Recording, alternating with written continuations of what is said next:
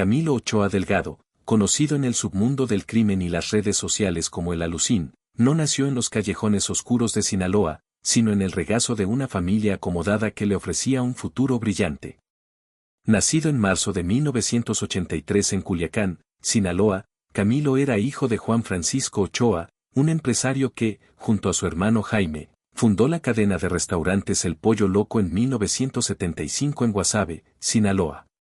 Lo que comenzó como un modesto negocio de pollos asados se convirtió en un imperio gastronómico que cruzó fronteras, abriendo su primera sucursal en Los Ángeles, California, en 1980.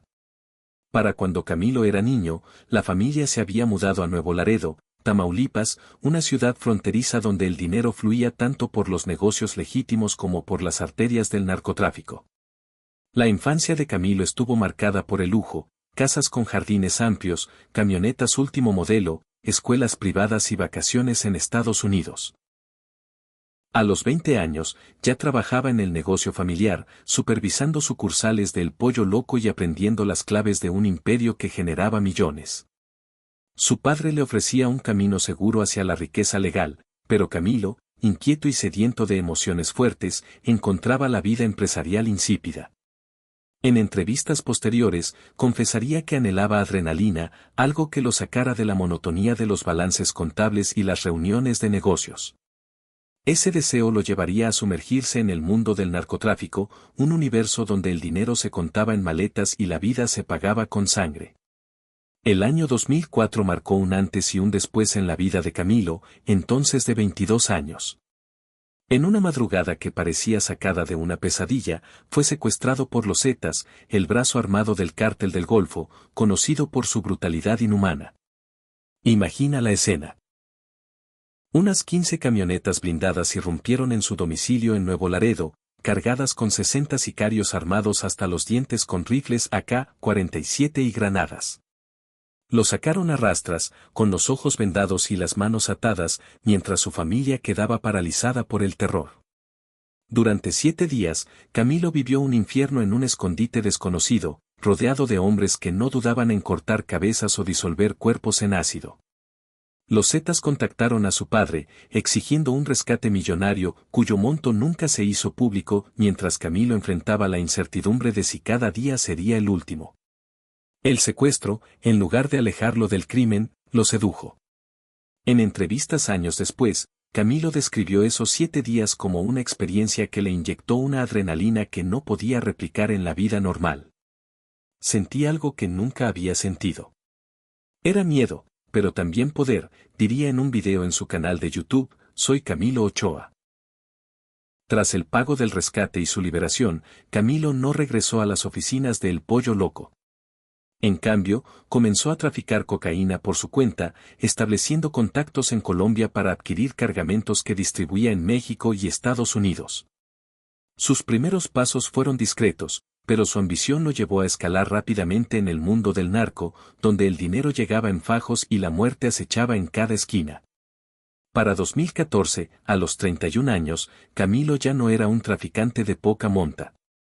Su audacia y conexiones lo llevaron al corazón del Cártel de Sinaloa, en Culiacán, donde se reunió con Dámaso López Núñez, alias el Licenciado, un capo que asumió el control tras la captura de Joaquín El Chapo Guzmán ese mismo año. La reunión, que Camilo describiría como surrealista, tuvo lugar en una mansión fortificada rodeada de sicarios armados. Mesas repletas de botellas de whisky de $50,000, mujeres contratadas para la ocasión y un ambiente de poder absoluto envolvían el encuentro. El licenciado, impresionado por el descaro de Camilo, le asignó el control de la plaza de Mazatlán, un puerto estratégico para el tráfico de cocaína, metanfetaminas y fentanilo hacia Estados Unidos. Como jefe de plaza, Camilo manejaba operaciones logísticas, rutas de droga, sobornos a policías y militares, y la supervisión de sicarios que ejecutaban a rivales con una frialdad escalofriante. Pero su posición lo colocó en el centro de una guerra interna dentro del Cártel de Sinaloa. Tras la recaptura de El Chapo en 2016, el licenciado buscó consolidar su poder, ordenando a Camilo secuestrar a aliados de los hijos de Guzmán, conocidos como los Chapitos, Iván Archibaldo y Jesús Alfredo Guzmán Salazar. Camilo, en un acto de desafío que sellaría su destino, se negó. En cambio, comenzó a colaborar secretamente con la Secretaría de Marina, proporcionando información que llevó al abatimiento de Raúl Carrasco Lechuga, alias El Chour, un operador clave de los Chapitos en El Dorado, Sinaloa. Esta traición lo convirtió en enemigo de ambas facciones, los Chapitos y la Malliza, liderada por Ismael Zambada Siqueiros, alias El Mallito Flaco, hijo de Ismael El Mayo Zambada. Entre 2015 y 2017, Camilo fue arrestado por posesión de un arma de uso exclusivo del ejército, un delito que lo llevó al penal de máxima seguridad de Almoloya. En prisión, su vida colgaba de un hilo. El licenciado, ya extraditado a Estados Unidos, ordenó su asesinato desde su celda en Virginia, enviando instrucciones a El Mallito Flaco. En un intento fallido, sicarios infiltrados en la prisión intentaron apuñalarlo en los baños, pero Camilo, siempre alerta, escapó con heridas menores. Este episodio reforzó su paranoia, pero también su instinto de supervivencia. Durante sus 7 años tras las rejas, enfrentó amenazas constantes, desde intentos de envenenamiento hasta agresiones físicas, pero salió vivo, aunque marcado. Camilo salió de prisión en 2022, motivado por la enfermedad terminal de su padre y las súplicas de sus hijas, quienes le pedían dejar atrás el mundo del crimen. Intentó rehacer su vida en Morelos, lejos de las balas de Sinaloa, y se reinventó como influencer. Con un carisma magnético y un pasado que fascinaba a las masas, creó el canal de YouTube Soy Camilo Ochoa, que rápidamente acumuló 348,000 suscriptores. Además de 333,6 mil seguidores en TikTok, 212,000 en Instagram y 250,000 en Facebook. Sus videos eran una mezcla explosiva, relatos crudos de su vida en el narco, ostentación de joyas de diamantes, relojes Rolex, camionetas blindadas y hasta un lémur como mascota exótica. Hablaba de operativos, traiciones y violencia con un tono desenfadado, asegurando que había abandonado el crimen organizado y que su objetivo era advertir a los jóvenes sobre sus consecuencias. Pero sus publicaciones eran una cuerda floja. En entrevistas con figuras como Adela Micha y el influencer Gusgri, Camilo no se guardaba nada. Relataba cómo había sido sicario en Mazatlán, sus roces con el licenciado y su colaboración con la Marina. En un video, describió cómo enfrentó a Dámaso López Núñez tras un intento de asesinato en su contra, gritándole en una reunión, si me quieres matar, hazlo aquí, pero no mandes a tus perros. Estas confesiones, aunque le ganaron miles de seguidores, también avivaron el rencor de sus enemigos. En mayo de 2025, en una entrevista con Adela Micha, admitió, hablo porque me duele lo que pasa en Sinaloa, pero cada palabra es un riesgo. Vivo con miedo, pero no me callo. Desde su salida de prisión, Camilo vivía bajo una sombra mortal. Las amenazas comenzaron casi de inmediato y eran tan grotescas como efectivas. En 2023, recibió un regalo macabro, un cuerpo decapitado dejado frente a su residencia en Morelos, con una nota escrita en sangre que decía, esto te espera, Alucín. En 2024, la guerra entre los Chapitos y la Malliza se intensificó, dejando un saldo de más de 600 muertos en Sinaloa, según reportes periodísticos. Camilo, señalado como aliado de los Chapitos por sus enemigos, apareció en volantes lanzados desde una avioneta en Culiacán el 9 de enero de 2025. Los volantes, impresos en blanco y negro, incluían su foto junto a nombres como Peso Pluma, Marquitos Toys y Gail Castro, hermano de Marquitos, asesinado en marzo de 2025. Los acusaban de ser grandes financieros, colaboradores cercanos y lavadores de dinero de los Chapitos. El mensaje era un ultimátum, vamos por todos y cada uno de ustedes. En un video póstumo revelado por el canal Grillonautas tras su muerte, Camilo detalló la cacería en su contra con un nivel de paranoia que rozaba lo cinematográfico. Desde diciembre de 2024, recibía audios anónimos que describían planes para eliminarlo. Uno, enviado por un contacto en Sinaloa, decía, ya te tienen ubicado, Camilo. Van a entrar a tu casa y te van a hacer un asalto doméstico. Sicarios enviados desde Quilá, Sinaloa, lo siguieron hasta la Ciudad de México, rastreando sus movimientos en Polanco y Santa Fe. Preguntaban por su habitación en hoteles de lujo, hackearon sus cuentas bancarias y bloquearon sus perfiles en redes sociales. Campañas digitales lo tildaban de mitómano y alucín, con videos de ejecuciones donde sicarios, junto a cuerpos mutilados, enviaban mensajes como, ahí te va un saludo para la cachichona mitómana de Camilo Ochoa, de parte del MF. Por mitómana. Estos videos, que circulaban en grupos cerrados de WhatsApp y Telegram, mostraban cuerpos desmembrados, cabezas cortadas y sangre por doquier, acompañados de risas sádicas y música de corridos tumbados. Camilo comparaba a la Malliza con los Zetas, llamándolos terroristas por actos como incendiar restaurantes y torturar civiles. En el video, confesó que no podía huir del país porque su identidad legal fue borrada tras su detención en 2015 a 2017. Según él, las autoridades mexicanas lo registraron con una identidad falsa durante su encarcelamiento, lo que le impedía obtener un pasaporte. Estoy atrapado en México, y ellos lo saben, dijo, con la voz quebrada. Para proteger a su familia, mudó a sus hijas mayores a Estados Unidos y mantuvo a sus hijos menores en una casa búnker en Morelos, donde recibían educación en línea y evitaban todo contacto con el exterior. Él mismo usaba vehículos blindados y limitaba el uso de dispositivos electrónicos, pero seguía publicando en redes, como si desafiara a la muerte. El sábado 16 de agosto de 2025, a las 17 horas, la vida de Camilo Ochoa llegó a un final sangriento en su residencia en el fraccionamiento Lomas de Cuernavaca, Temisco, Morelos. Horas antes, había publicado un video en Instagram que ahora suena como un epitafio. En la grabación, de 4 minutos y 52 segundos, se le veía probándose atuendos, una camisa negra, un pantalón gris, un reloj Rolex y una gorra con las iniciales JGL, de Joaquín Guzmán Loera. Mientras revisaba su closet lleno de ropa de diseñador, se quejaba de los pantalones ajustados. Pinches diseñadores, cada vez hacen los pantalones más entubados, no sé qué les pasa.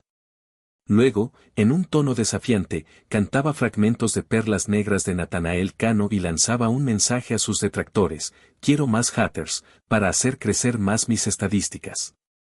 He vivido de todo. Nos vemos. Ese nos vemos fue lo último que dijo al mundo. Alrededor de las 17 horas, un sicario encapuchado, vestido con sudadera gris y pantalón de mezclilla, irrumpió en su casa. Según testigos, el atacante entró sin dificultad al fraccionamiento, tocó la puerta y, al no recibir respuesta, forzó la entrada. Camilo estaba en el baño, un espacio íntimo y vulnerable, cuando el sicario lo encontró.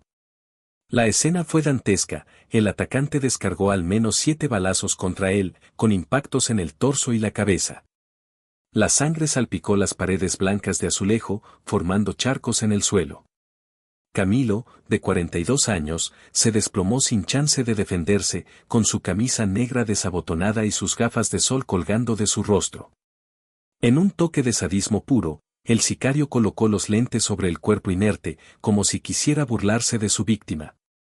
Luego, tomó una foto del cadáver ensangrentado y la envió a sus mandos como prueba del trabajo hecho. También robó los celulares de Camilo, accediendo a sus redes sociales para detectar posibles filtradores dentro de su círculo. La esposa de Camilo, o posiblemente un familiar cercano, encontró el cuerpo minutos después y dio aviso a las autoridades. Los paramédicos llegaron solo para confirmar lo obvio, sin signos vitales. Imágenes filtradas en redes sociales, compartidas por el periodista Carlos Jiménez, mostraron el cuerpo de Camilo en el baño, rodeado de sangre, con la puerta de madera acribillada por al menos 10 disparos. El atacante huyó en un Chevrolet Sonic blanco, y las cámaras de seguridad del fraccionamiento captaron parte de su trayecto, aunque no ha sido identificado ni detenido. La Fiscalía General del Estado de Morelos abrió una carpeta de investigación, pero hasta el 19 de agosto de 2025 no hay avances significativos. El cateo posterior a la casa de Camilo reveló un arma de fuego y objetos personales, pero las autoridades no han aclarado si estos hallazgos apuntan a un móvil específico. El asesinato de Camilo Ochoa no fue un robo al azar, fue una ejecución calculada, un mensaje macabro en medio de la guerra entre los Chapitos y la Malliza. Las razones de su muerte son un enredo de traiciones, rencores y poder. Primero, Camilo estaba en la lista negra de la Malliza por sus supuestos lazos con los Chapitos.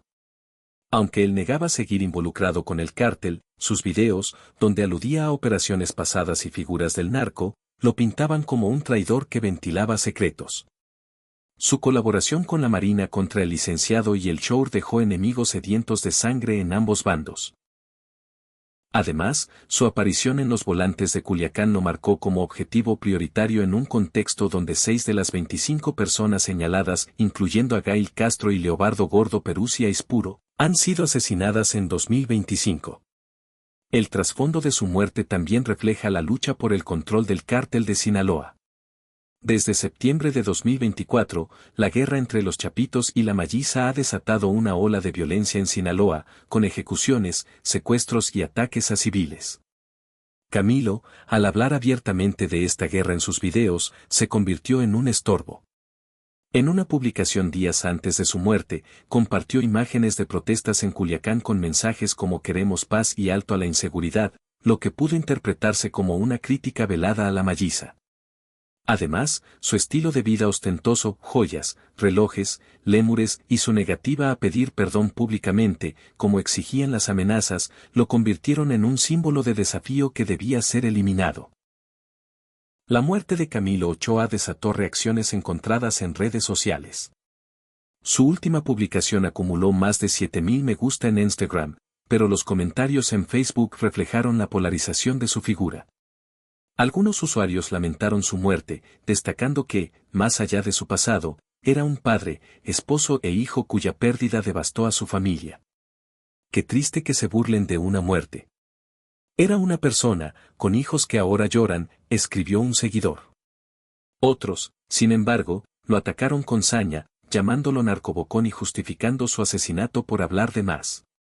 En X, cuentas como @sl0pain001 describieron su ejecución como un antes y un después en la memoria de Sinaloa, mientras @grillonautas compartió su video póstumo, que acumuló miles de reproducciones.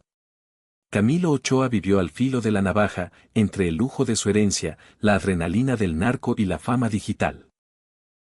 Su muerte, en un baño empapado de sangre, es un recordatorio brutal de que nadie escapa al ajuste de cuentas en el mundo del crimen organizado. Su canal de YouTube, sus reels de Instagram y sus entrevistas ahora son epitafios digitales, ecos de un hombre que quiso contar su verdad y pagó el precio más alto.